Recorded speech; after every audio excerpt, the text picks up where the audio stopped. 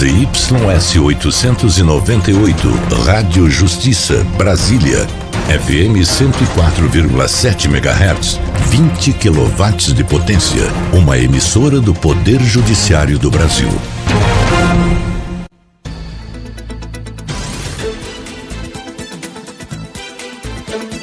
Voltamos a apresentar Revista Justiça.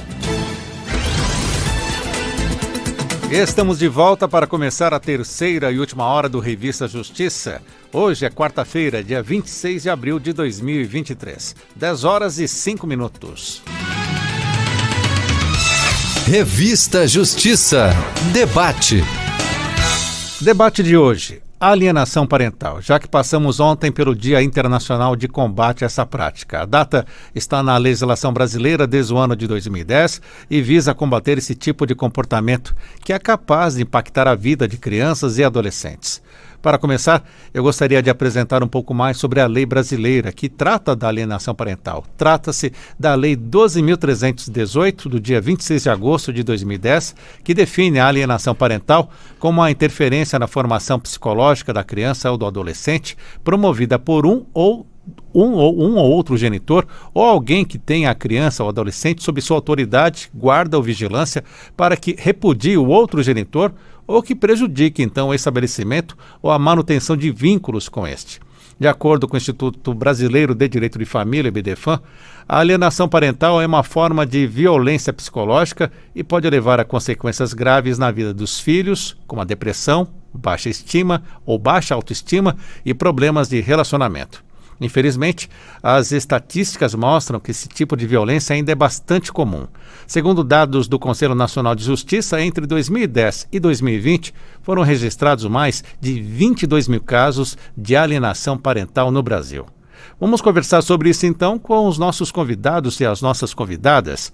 Começa apresentando então, em nossos estúdios, a advogada, especialista em direito de família, vice-presidente do IBDFAN-DF e vice-presidente da subseção da OAB de Águas Claras, doutora Miriam Mendes. Seja bem-vinda, doutora Miriam.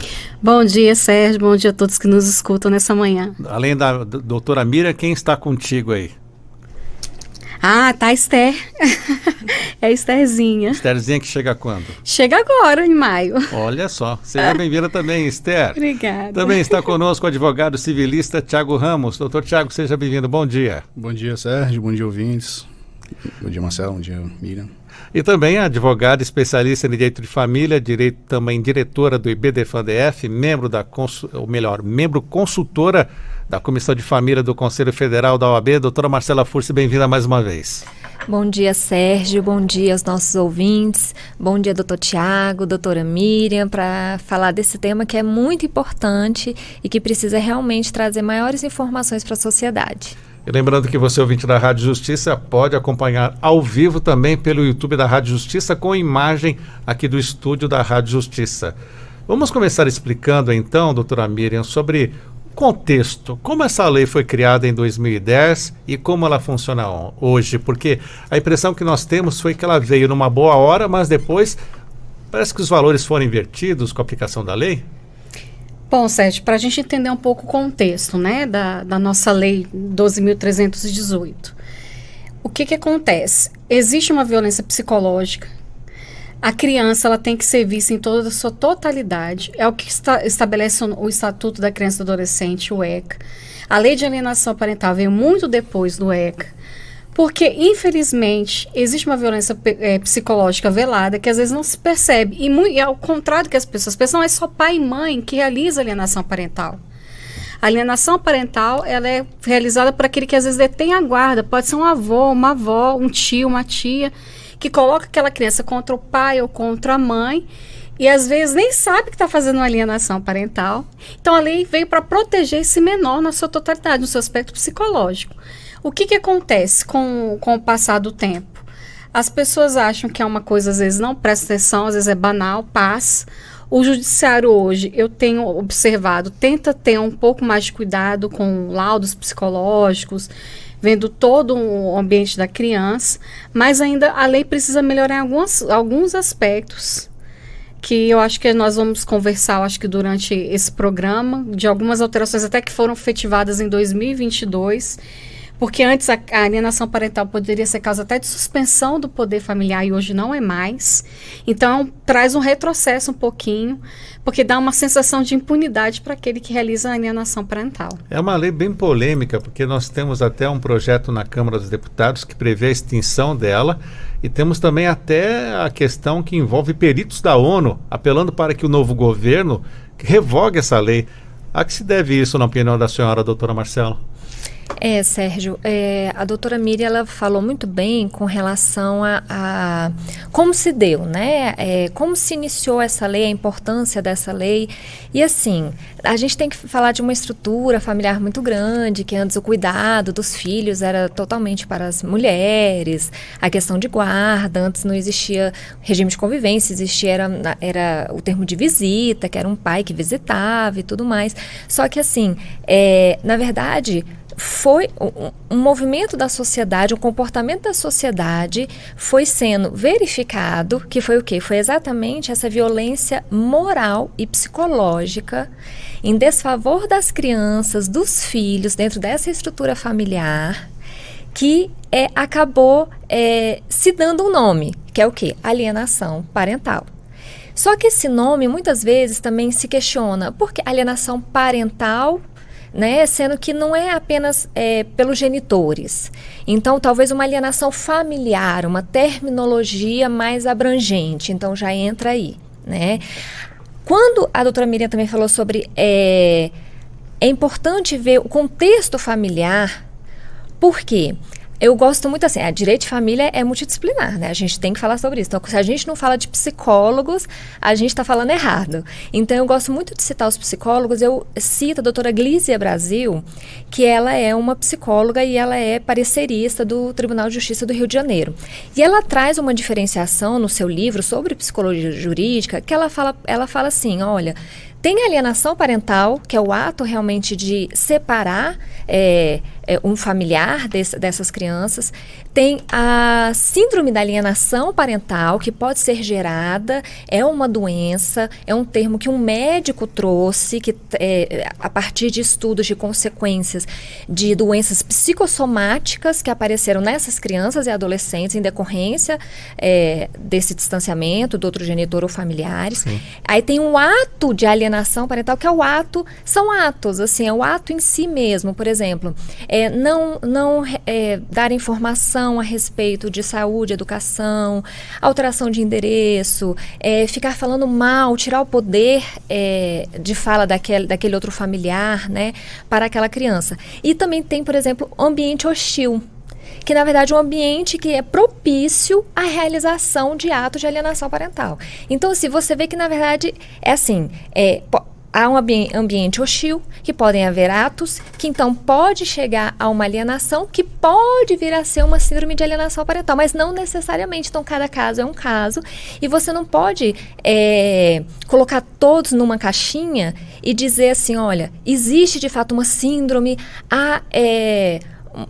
enfim, assim, como a doutora Miriam colocou, retirar o poder familiar em consequência de um ato de alienação também, foi verificado que é um ato muito grave. Por quê? Porque, na verdade, você tem que coibir do início, a um ambiente hostil, vamos coibir do início aquele ato de alienação, o que pode vir a acontecer, estimulando, na verdade, a convivência daquele genitor ou familiar que está sendo impedido. Então, na verdade, eu vejo que assim, a lei foi mal utilizada e talvez as pessoas criticam muito porque as consequências muitas vezes são colocadas assim, de qualquer forma. Não analisa realmente o caso concreto e toda aquela questão que envolve aquele caso concreto. Doutor Tiago, lei contra a alienação parental, só a favor dela, ela deve ser mantida, o que ela precisa ser ajustada se for o caso? Eu acho que essa lei é um instituto extremamente importante que deve ser mantido, né? Porque protege justamente o menor que sofre ali a violência, né, emocional, psicológica, como minhas amigas já disseram. Qualquer erro ou qualquer ajuste que precise ser feito, ele deve ser, claro, elaborado, né, verificado e melhorado, né? Então a lei ela deve ser melhorada, ajustada à realidade né, que a gente tem, mas não revogada. A revogação da lei, ela representaria um retrocesso, né, e colocaria os menores ali numa condição de extremo perigo. Doutora Miriam, a lei criada em 2010, está passando o tempo, temos os questionamentos, mas como é o papel do advogado, já que a própria doutora Marcela falou, é uma questão de família, é sempre multidisciplinar. A lei hoje, as pessoas já chegam já predispostas para fazer uma acusação de alienação parental? Como é que está sendo hoje? Infelizmente sim, e usam inclusive a lei como forma de barganha. Como assim de barganha? Porque ela fala, não, eu vou falar para o juiz que você está fazendo uma alienação contra o nosso filho. Então, quais são as penalidades que você pode ter? Você pode ter uma alteração de guarda, se era compartilhada, pode virar unilateral. E, infelizmente, essa é a violência que as crianças acabam sofrendo, porque muitos dos pais não têm a consciência. E eu falo porque não tem mesmo. Às vezes, muitos fazem por maldade mesmo, porque querem punir o outro genitor por causa da separação, enfim, não verificam que tem uma criança envolvida. E outros porque utilizam, não. Você, por exemplo, atrasou 10 minutos, e eu já vi isso no meu escritório. Eu estou falando isso porque a gente vê isso em direito de família. Você atrasou 10 minutos... Então, você está descumprindo o acordo que a gente fez na justiça, eu vou entrar contra você.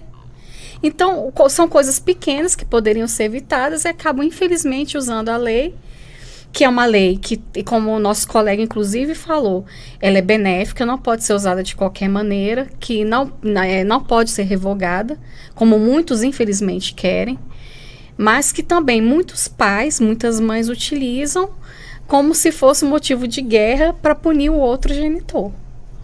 Doutora Marcela Force, como agir nessa situação, como contemporizar, como ser a psicóloga nesse caso?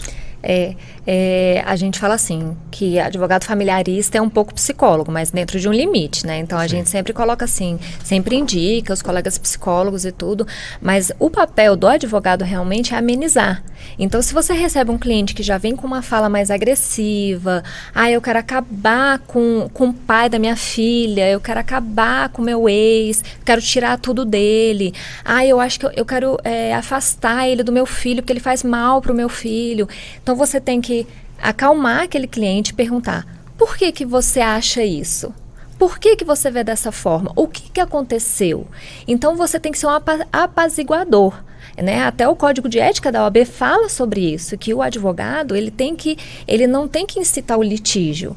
Então, ele tem que questionar, ele tem que ver se no fundo, não é, às vezes, um divórcio emocional que está faltando, e muita gente, às vezes, acha que o divórcio emocional, é porque é recente. Não é.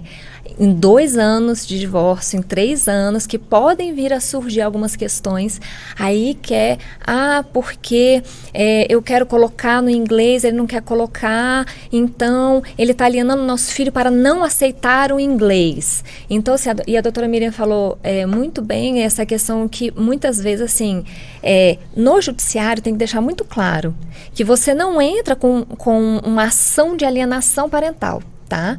Você entra com uma ação de ou revisão de guarda ou revisão de regime de convivência com indícios de alienação parental. São sempre indícios, porque assim, você pode ter provas, mas assim, a mãe tem prova, o pai tem prova, mas a verdade real, na verdade, o que é a verdade real? Então, ainda vai ter um estudo psicossocial, ainda vai ter uma avaliação para então chegar realmente...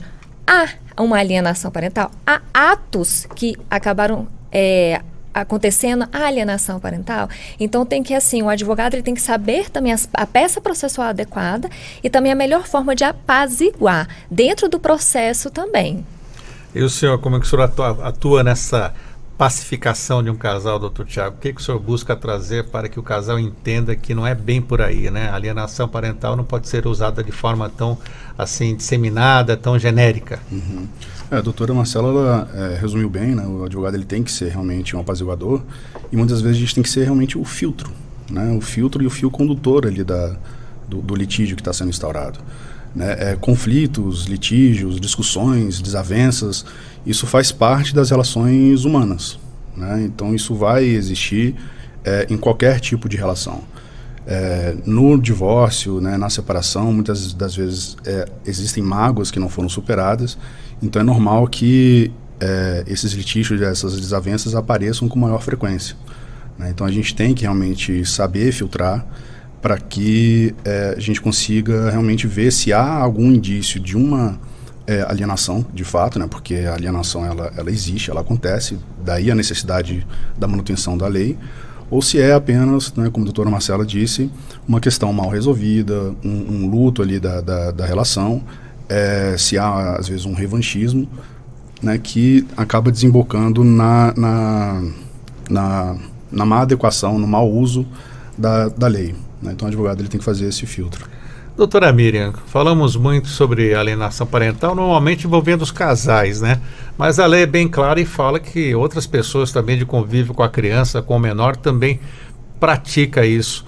Como nós podemos identificar se um pai, um tio, uma mãe, uma avó está também praticando, como aquela pessoa que é ofendida, que é prejudicada por essa alienação parental, como ela consegue provar isso?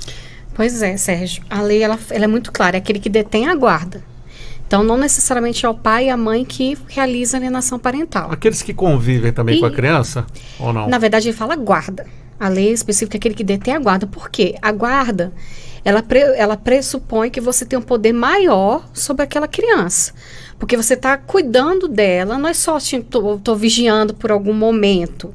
Eu estou tendo a guarda mais efetiva. É diferente.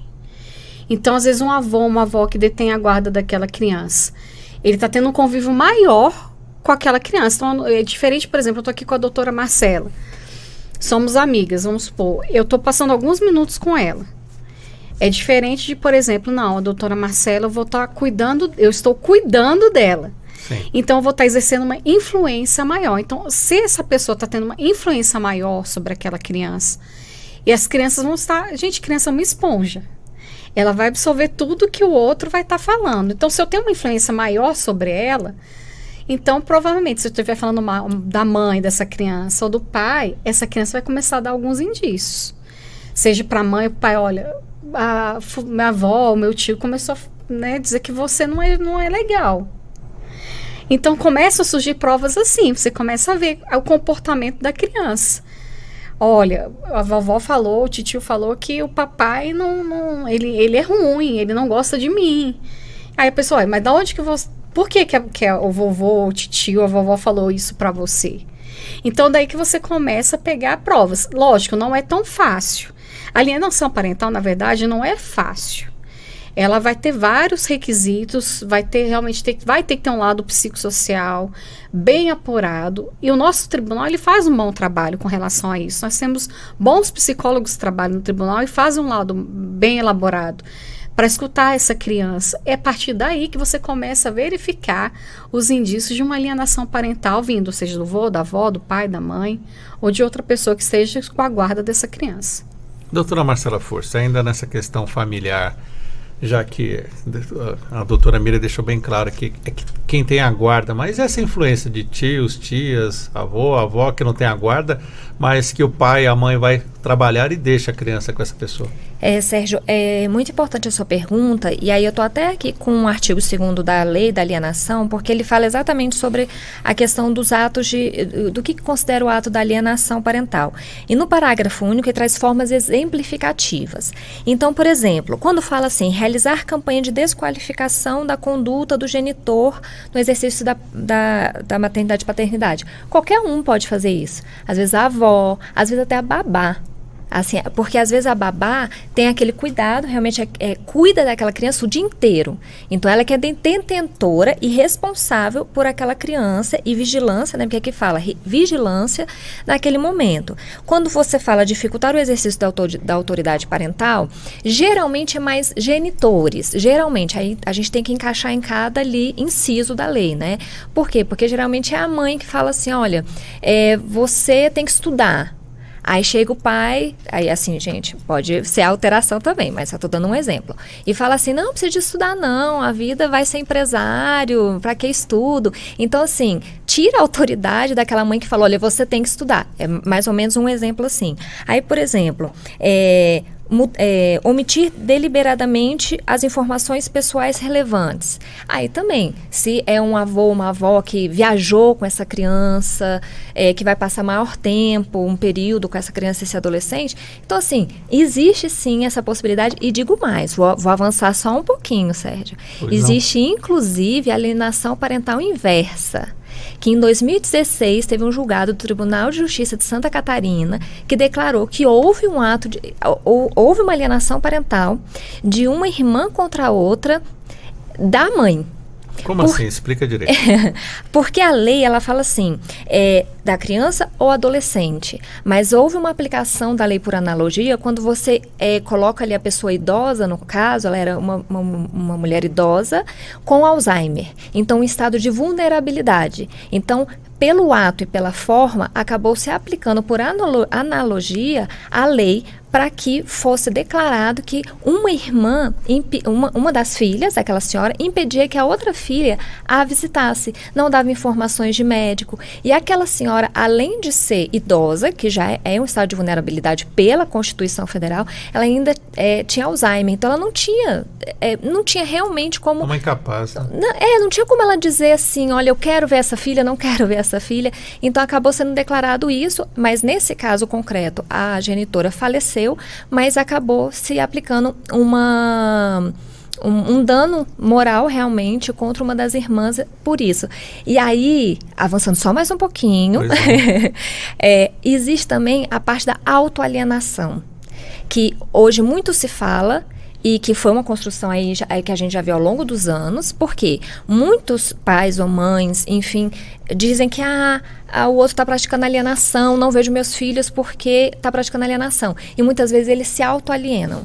Eles não vão ver os filhos, eles dizem que o outro coloca dificuldade para então criar uma dificuldade para não ver esses filhos. E aí fala assim, quando crescer ele vem. Quando crescer a gente conversa, mas não é assim. Se você não cria um afeto e laços de afetividade ao longo dos anos, você perde esse filho. Então, às vezes, até nesse caso da alienação parental inversa, a gente não sabe até onde houve uma autoalienação de uma filha que não queria cuidar dessa mãe idosa e também que, de fato, houve uma alienação. Então, assim, ver como o Instituto ele evolui e abrange ao longo dos anos, e a gente sempre fala que a lei ela deve sempre se ampliar para realmente não preterir direitos. 10 horas e 27 minutos, você está acompanhando aqui pela Rádio Justiça 104,7 FM para Brasília e também todo o entorno, e pelo YouTube, no canal da Rádio Justiça no YouTube, esse debate sobre alienação parental, e você também pode participar pelo nosso WhatsApp. O número não aparece na tela, mas você pode anotar, 61 999 75 81 40. Estou aqui com o Dr. Tiago Ramos, doutora Miriam Mendes e a doutora Marcela Forst.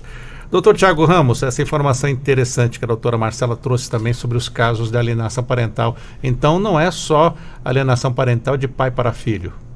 Não.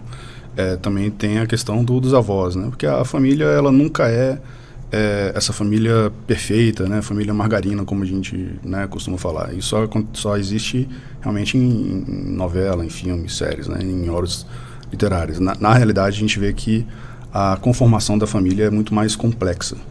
Nesse caso, até especificamente, que eu acabei voltando um pouquinho mais atrás, mas eu falo assim da alienação parental provocada entre filhos contra os pais, né? Sim. Essa inversão. É fácil provar isso? Não. A alienação, ela nunca é muito fácil de ser comprovada, né? Justamente porque existe o cenário orgânico da família. Como eu disse anteriormente, as discussões, né, as diferenças, elas existem. Então, não é apenas uma discussão ou apenas, às vezes, uma ofensa que vai caracterizar a alienação, né, mas sim o ato de rompimento do vínculo daquela pessoa, né, aqui no caso da criança, ou então do filho para com o pai. Né, o rompimento do vínculo com o seu genitor. Então, isso seria, né, mais categoricamente alienação. Não seria apenas uma briga familiar. Doutora Miriam, vamos ficar ainda nessa questão que envolve a alienação entre os filhos contra os pais, principalmente aqueles que estão idosos, não tem como reagir. Como fazer prova disso, então? É isso que a gente... E é aplicável, então, a alienação parental também neste caso? Isso, é aplicável, né? A doutora Marcela até explicou essa alienação inversa. Por quê? O Estatuto do Idoso, ele coloca o idoso, ele está numa situação de vulnerabilidade. Então, ele também precisa de cuidados. E o nosso Código Civil, quando ele fala, existem responsabilidades solidárias, não é só os pais com os filhos, mas os filhos com os pais. O que a gente vê até questão de alimentos. Muita gente pensa que são os pais que devem, né, os alimentos para os filhos. Mas se os pais, numa idade avançada, estiverem precisando, eles também podem pedir pensão para os filhos, ao contrário. Então, os filhos ficam devedores desses alimentos. E assim vale para o zelo, para o cuidado, que é o mesmo caso. Então, o filho que não deixa o outro irmão verificar, ver o pai, visitar essa pessoa que está precisando de um cuidado, às vezes até curatelado, porque já está totalmente com Alzheimer ou com alguma outra doença, alguma outra incapacidade, ele também está realizando essa alienação parental. Agora, a questão da prova, que é o que eu acho que todos nós três aqui falamos. A alienação, ela não é fácil de provar. Então, como que seria essa prova? Mensagens às vezes de WhatsApp, que quando o irmão fala, não, você não pode vir, não vou deixar você vir, não quero que você veja a mamãe ou o papai, não quero que você pise aqui em casa. Às vezes um telefonema, uma gravação, onde a pessoa mesmo fala, não quero que você venha, e começa a dificultar na portaria, não quer que você deixe a pessoa subir. Então você começa a pegar esse tipo de prova, que é a maneira que você tem para indicar que está tendo uma alienação e que está sendo impedido de visitar o pai ou a mãe pelo outro irmão. E não sei se vocês acompanharam, né, já que estamos falando dos idosos, aquela pessoa abandonando um pai numa padaria. Foi ontem, né? Eu vi ontem essa situação. Isso pode-se falar aqui de abandono, não é alienação isso, né? Não, aí é abandono de incapaz, que é diferente, né? No caso, ele literalmente pegou o pai, levou de um lugar, porque ele saiu daqui, acho que ele é de Santa Maria, se eu não me engano, foi para Lusiânia, e largou o pai idoso de 65, na verdade, a gente hoje fala 65 anos, né? É uma pessoa muito nova, mas que teve um AVC, estava com dificuldades, largou na lanchonete. Nossa. E foi embora. Então, nesse caso, ele cometeu um abandono. Aí a gente não fala da questão da alienação. Vamos voltar a falar sobre a autoalienação, doutora Marcela Força. A senhora fez a introdução, achei muito interessante essa questão dos pais que podem ficar muito naquela situação cômoda, né? Exato. E o que acontece com essa pessoa que provoca a autoalienação? Sérgio, e isso, olha, é algo que a gente vê muito no escritório. Olha, a gente vê bastante, e aí vem novamente aquela função do advogado, aquele papel de, olha, vamos falar sobre família, convivência e direitos dessas crianças e adolescentes. Porque é algo assim, que geralmente o cliente muitas vezes chega assim, porque a mãe impede, eu estou tendo dificuldade, eu não estou conseguindo falar com meu filho, estou cansado, vou deixar para lá, quando ele fizer 18 anos, ele vai ser maior, a gente vai conseguir conversar e vai dar tudo certo. Eu falo, de jeito nenhum, não vai dar tudo certo, vai dar tudo errado. Porque, na verdade, se você não cria laços de afeto, isso não vai ser restabelecido tão facilmente futuramente, né?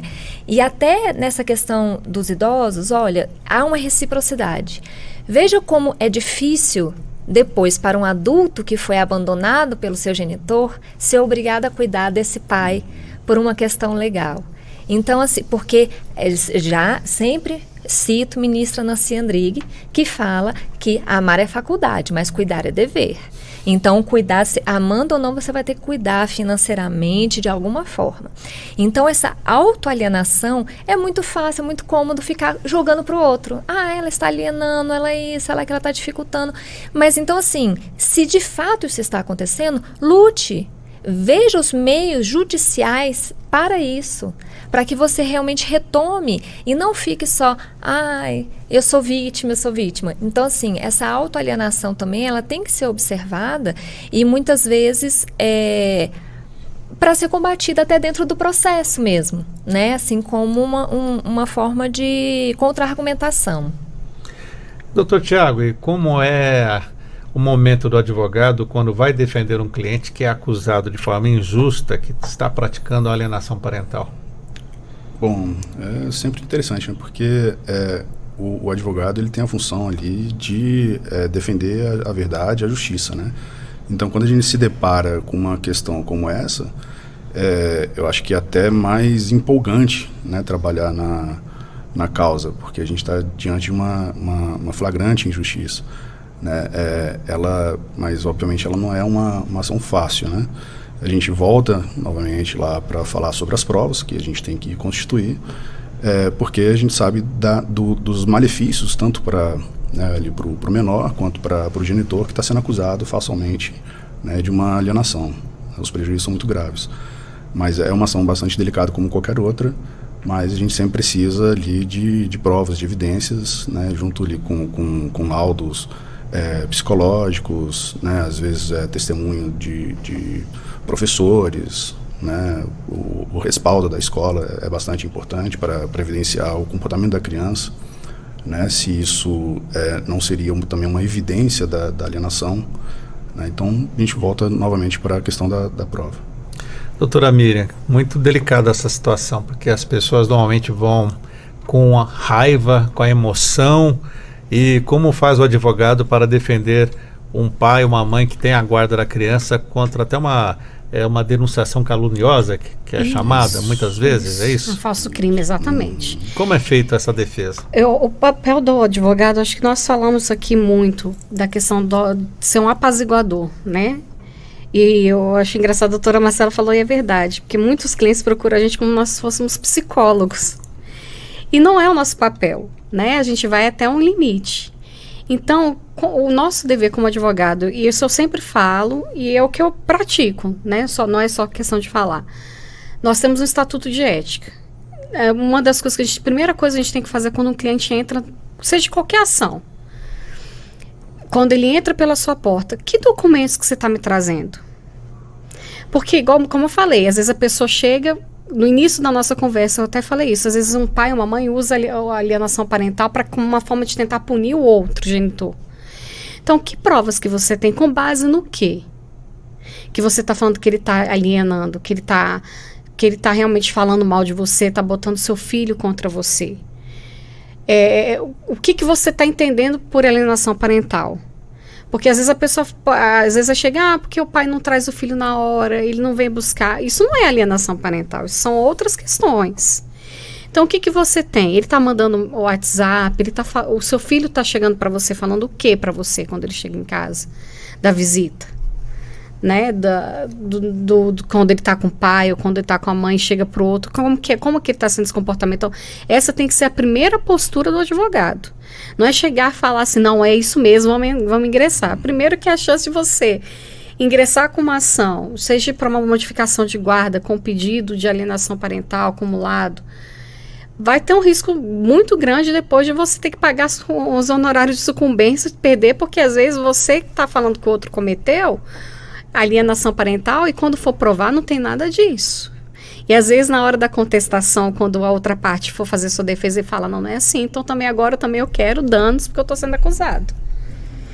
Então tudo isso o advogado ele tem esse dever de zelo, de verificar primeiro as provas. Verificando, tem mensagem do WhatsApp, a criança está chegando muito traumatizada, sendo até redia com a outra parte, falando, não quero ficar perto de você porque o papai ou a mamãe falou que você, né, não me faz bem, ou então até mesmo chegar falando, não vou porque o papai e a mamãe falaram para eu não ir com você, não sair com você hoje. Aí sim, aí você começar, isso for muito forte, a criança começar a ter esse comportamento, né, com mais frequência, aí sim, você tendo às vezes até um laudo, levar essa criança a um psicólogo, e realmente está constatado que realmente essa criança está tendo essa síndrome, né, que ela começa a ter uma aversão pela outra parte por causa da alienação, aí sim você começa a juntar e pode ingressar com essa ação para poder verificar a alienação parental. Eu fico imaginando, doutora Marcela Furso, aqueles que pedem a revogação dessa lei. Se hoje assim já está complicado, como vai ficar sem a lei? Exatamente. Aí eu cito também a psicóloga e bedermana, a doutora Sandra Baccara, em que ela sempre fala que a lei ela é pedagógica. Então, assim, veja que haviam comportamentos da sociedade que motivaram essa lei. Então, não foi à toa, não surgiu à toa.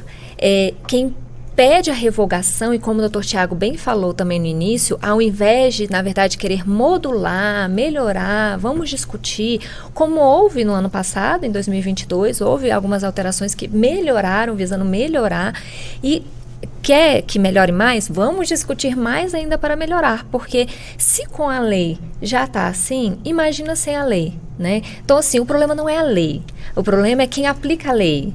E, na verdade, são os instrumentos da lei. E aí a gente fala advogado, Ministério Público, juiz e todo o judiciário em si, né? Então, assim, é importante também, assim, a gente contrapor aqueles que querem a revogação, mas com fatos reais, né? Não é porque eu quero, porque eu acho, porque há algumas estatísticas de revanchismo e uma questão mais de gênero e etc. Mas a gente precisa realmente, assim, então, vamos ver o que nós podemos fazer com isso tudo e não revogar essa lei. E, Sérgio, até complementando a fala da doutora Miriam, e que você perguntou tanto para o doutor Tiago como para a doutora Miriam, como que fica essa defesa? A lei, ela ali no parágrafo único do artigo 2º da alienação parental, ela fala assim, que é uma forma de alienação apresentar falsa denúncia contra genitor, contra familiares deste ou contra avós, para obstar ou dificultar a convivência deles. Ou seja, se uma pessoa entra alegando alienação parental, e aí você pode se defender falando, olha, eu acho que na verdade o que pode estar acontecendo é o inverso, porque está fazendo uma falsa denúncia para então dificultar essa convivência. Doutor Tiago, quem pratica a alienação parental, além da questão da guarda, essa pessoa, se é comprovado, existe alguma punição? Sim. A própria lei, ela estabelece algumas punições, aqui no artigo 6º, né? O alienador, ele pode ter ali uma advertência, né? Ele pode ter a guarda invertida, né? Ele pode ser multado, né? Então a própria lei estabelece algumas punições para o alienador. Mas nada que envolve prisão, por exemplo? Não. Só se, né, ali não seria mais o caso da alienação em si, né? Já seria o cometimento de um crime, né? Então já seria outra esfera. Por falar em crime, doutora Miriam, já chegou também para a senhora algum caso em que a alienação parental é justificada até com denúncias de abusos sexuais, só para tentar reverter essa guarda? Já chegou. Caso muito delicado, porque quando você fala de abuso com menor, é sempre muito delicado. Então já chegou esse caso, no caso era a mãe, nesse caso, né? A mãe que era acusada de... A mãe estava acusando o pai de abuso, sim. De ter cometido abuso contra... O pai ter cometido abuso contra o filho. Só que no decorrer da história, o próprio pai aí inverteu. Porque o pai falou, não tenho nenhum abuso. Foi comprovado não era abuso, a mãe estava cometendo alienação parental. E como fica essa situação? Esta mãe, ela responde por um aí processo? Pode entrar na questão criminal, se a mãe cometeu algum crime, alguma coisa com face do menor, mas a alienação por si só, ela não dá nada criminal, ela entra na esfera civil, né? No caso, a mãe tinha até entrado no âmbito criminal também, porque como era abuso, ela entrou tanto na esfera criminal como no civil. Tanto que é uma briga que está até hoje, já está indo para a segunda instância, porque a mãe, ela fala, não, meu filho, o laudo do IML comprovou que ele foi realmente abusado, só que o pai está dizendo que não, que na verdade é a mãe que está sendo alienadora, e tem um parecer do Ministério Público acusando a mãe de alienação parental e aplicando uma das punições do artigo 6º que nós falamos, que é a questão da inversão de guarda, passando inclusive para o pai, porque como a mãe estava sendo alienadora, então a criança ficaria com o pai. Doutora Marcela Furst.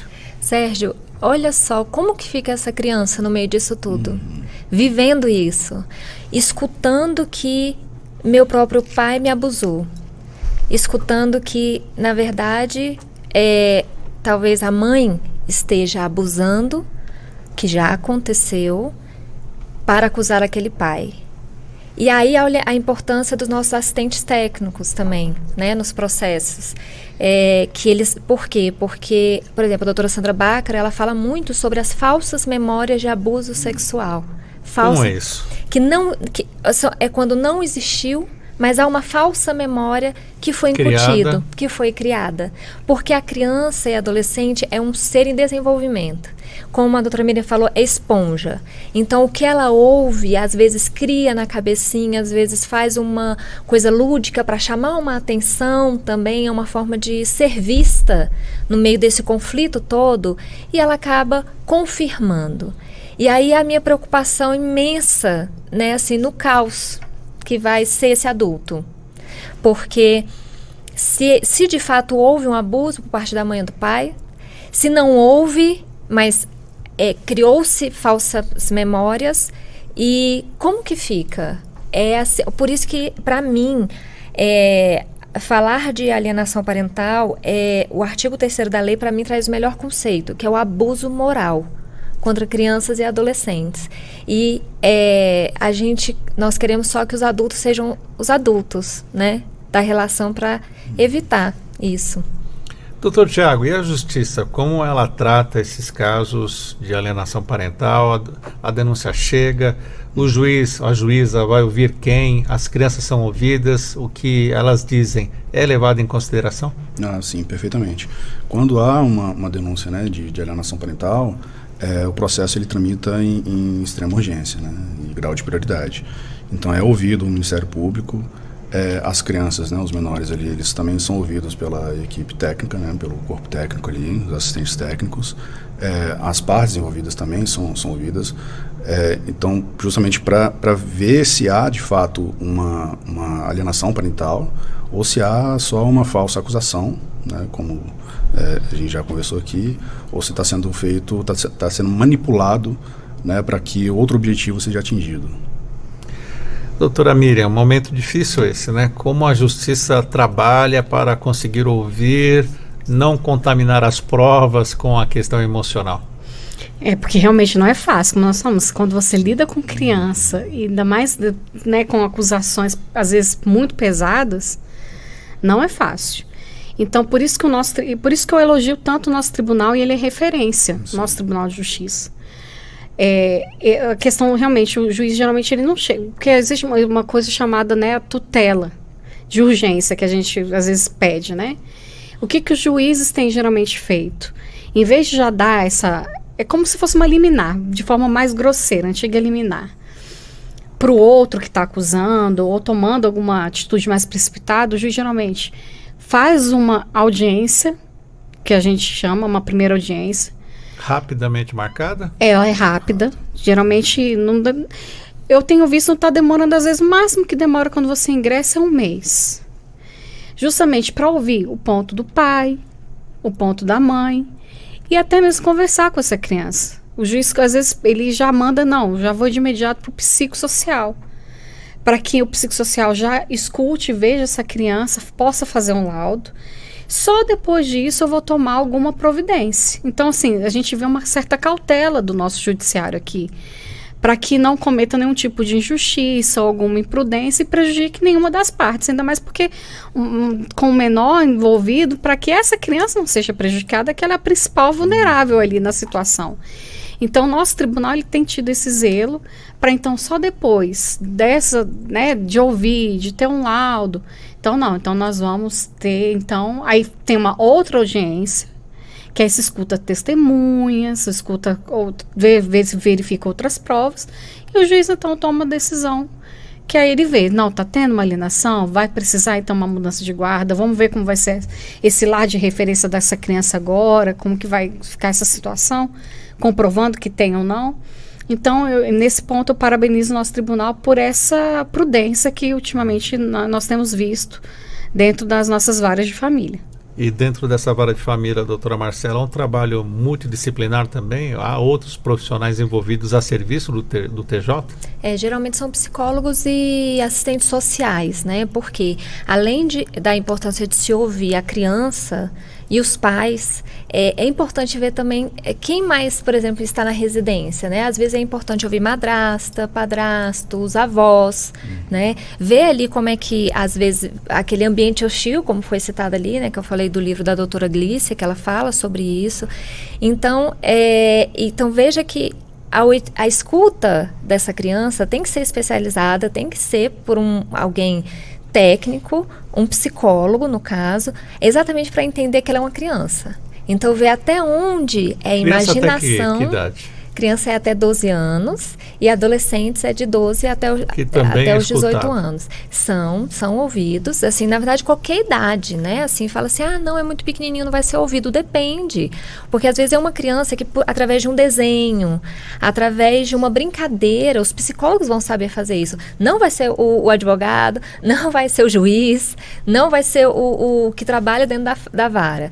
É aquele psicólogo realmente treinado que vai ver se dentro do desenho ou na brincadeira com a bonequinha, alguma fala, o que de fato aquela criança quer dizer, que também não seja alguma imaginação, alguma criação. Então, por isso que tem que ter realmente essa escuta especializada. Doutor Tiago, um pai e uma mãe que entra com uma ação, a doutora Marcela já falou que não é uma ação de alienação parental, mas uma tentativa de inversão de guarda, por exemplo. Caso o conflito fique muito grande, o juiz também pode tirar essa criança do convívio dos dois pais e deixar com uma família acolhedora, por exemplo? Sim, perfeitamente, pode. Pode alterar a guarda, né, ao ponto de estabelecer para um outro tutor, né? Então é perfeitamente possível, né? A própria legislação ela estabelece isso. Então, sendo verificada esse conflito, né, que desencadeia quase que numa guerra ali particular, o juiz tem total autonomia para isso. Doutora Mira, por favor, explique um pouquinho mais como é que funciona isso. É possível, então, essa retirada provisória da guarda da criança, tanto do pai quanto da mãe? Olha, Sérgio, o que o nosso estatuto ele indica? Que, primeiro, essa criança, antes de qualquer coisa, dela ser mandada para uma família acolhedora, tem que ter, às vezes, um outro familiar. Porque se prioriza o convívio familiar, porque é muito brusco você tirar uma criança do seu convívio, né, com outros parentes. Então, o que vai verificar? Os dois são incapazes de ficar com essa criança? Quais os riscos que esses dois... Porque se tirar do pai e da mãe é muito grave. Os dois produzem algum tipo de risco? Sim. Os dois, na verdade, os dois fazendo relação parental com a criança, vamos supor. Os dois não têm condição alguma, seja porque ou praticam abuso. E aí a gente está falando de coisas mais graves para poder tirar. Não é uma coisa simples, tá? Porque quando a gente fala de alienação, não é que eu estou simplificando a situação. É lógico que é grave. Você está mexendo com o psicológico de um menor. Mas o outro não vai estar alienando. Então, se é o que não está alienando, ele não tem porquê essa criança ser retirada do outro que tem total competência e habilidade de ficar com o seu filho. Na verdade, é o pai ou a mãe que está ficando. Para retirar, que a gente está verificando o quê? Não, são duas pessoas que estão trazendo extremo prejuízo, seja psicológico, seja físico, para essa criança. Aí, nesse caso, os dois, seja um pai que abusa, uma mãe que também pratica alienação, e também é uma mãe que não cuida, um pai que não cuida, no sentido de causar danos até físicos. Aí sim, tem outra pessoa da família que seja capaz de cuidar dessa criança? Como que é a estrutura dessa família em si, os parentes? Aí sim, não tem. Às vezes não tem uma avó, um avô, aí vai ter que ir para uma família acolhedora. Porque aí não tem jeito, aí você está preservando a vida, né, dessa criança. Porque o estatuto ele fala, né, a questão do princípio da integralidade da criança, vai ver o físico, o psicológico, todo o nível dessa criança, inclusive lazer. O nosso Estatuto da Criança, nesse ponto, ele é dividido, inclusive, capítulos bem assim, lazer, trabalho, justamente porque é tudo que envolve o menor. Então, se essa criança está tendo um risco, aí sim, a gente vai para uma família acolhedora, porque não tem mais ninguém. Mas se tem outra pessoa, a prioridade vai ficar com algum parente dessa criança. Doutora Marcela Furst, o que a senhora pode dizer sobre essa medida mais extrema? Sérgio, como a doutora Miriam bem explicou, na verdade, é uma escalada, talvez, desse conflito, né? Assim, que vai crescendo, porque, como eu falei, tem casos e casos e os casos concretos. Então, vai passando assim de realizações ali de ambiente hostil para atos de alienação e vai escalonando de uma forma que, na verdade, os dois pais, eles acabam sendo considerados assim totalmente... Acontece isso. Acontece muito. E serve até de alerta para quem está predisposto a querer começar um processo assim, né? Para começar uma briga, né? Porque, na verdade, é isso. É isso que eles, às vezes, entendem. Quero começar a briga. Estou preparado para uma briga? Não, não é uma briga. Calma. Guerra. Isso. Porque tem que lembrar quem é que está no meio daquela guerra, no meio daquele conflito. Então, aquele pai, aquela mãe que às vezes está sendo injustiçado, né, com uma falsa alegação de alienação, ele é o que tem que manter a maior calma possível, né, que é ele quem vai ser. Eu sempre faço aquele desenhozinho assim do fósforo, aquele que vai pegando fogo e que você tem que ser aquele que abaixa, que não deixa o fogo continuar, né? Então, assim, eu vejo que aquele que está sendo alienado é muito difícil. Pedir para eles manterem a calma, respirar fundo, porque realmente eles ficam assim, nossa, tá falando que eu faço isso, que eu faço aquilo, que absurdo, tá? Mas é essa pessoa que tem que manter a calma, porque ele vai demonstrar que não é ele quem é o causador disso tudo, exatamente para não virar assim, na verdade, uma guerra que os dois são totalmente incapazes de cuidar desses filhos e aí passar para medidas extremas. Infelizmente, o nosso tempo já está acabando. Vou partir agora para as considerações finais. Começo agradecendo ao advogado civilista Tiago Ramos, conosco aqui na Rádio Justiça e também pelo YouTube da Rádio Justiça. Quero agradecer a participação do senhor. E quais as considerações finais sobre esse tema de hoje? A alienação parental, doutor Tiago. Agradeço, Sérgio, agradeço, Marcela, agradeço, Miriam. Esse tema realmente é bastante importante. A gente precisa ter um olhar bastante cuidadoso, cauteloso. O que eu indicaria seria sempre, façam terapia, porque isso resolve muito o problema. Isso, às vezes, impede que um processo como esse, uma acusação como essa, chegue no judiciário. Às vezes é o maior filtro e a maior solução para casos, né, de família. E para que fiquem sempre alerta.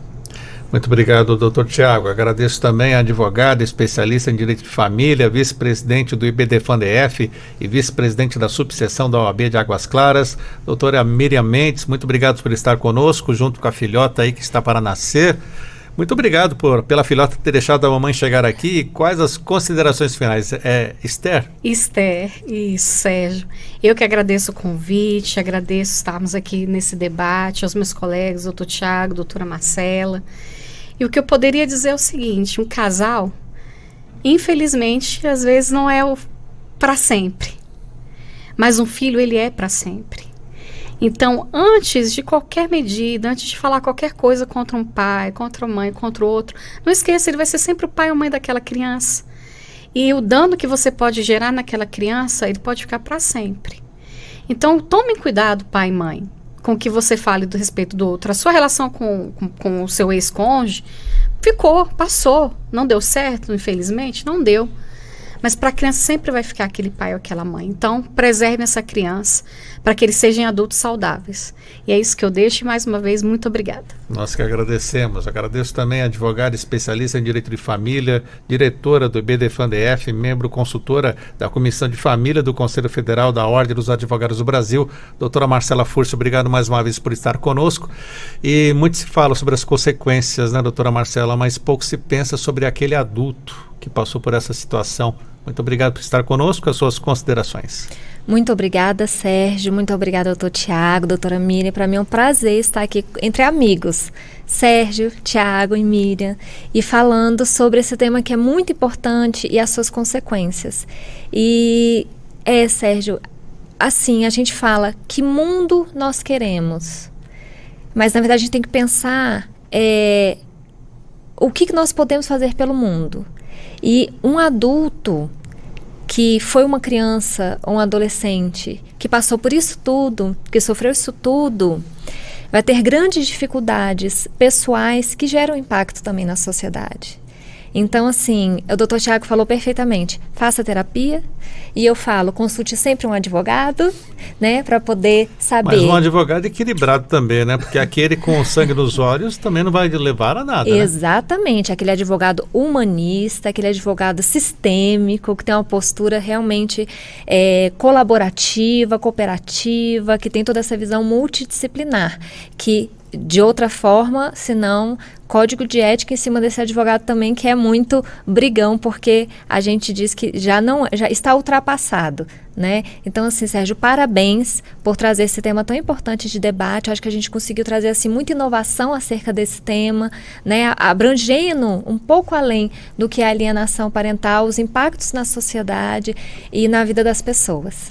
Mais uma vez, nossos agradecimentos a você também que está nos acompanhando pelo YouTube da Rádio Justiça. 11 horas em ponto. O Revista Justiça de hoje vai ficando por aqui. A apresentação e edição de Sérgio Duarte, produção Leandro Bezerra, trabalhos técnicos Luiz Alves, programação musical Josimar Fernandes. Coordenação de jornalismo Bárbara Michelini. Secretaria de Comunicação Social, Supremo Tribunal Federal. Você continua na Rádio Justiça porque está chegando a Ariana Fonseca e mais um Entretexto. Um ótimo dia para você e até amanhã.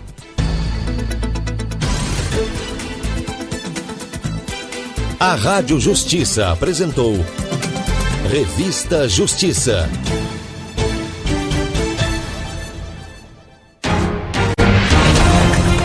ZY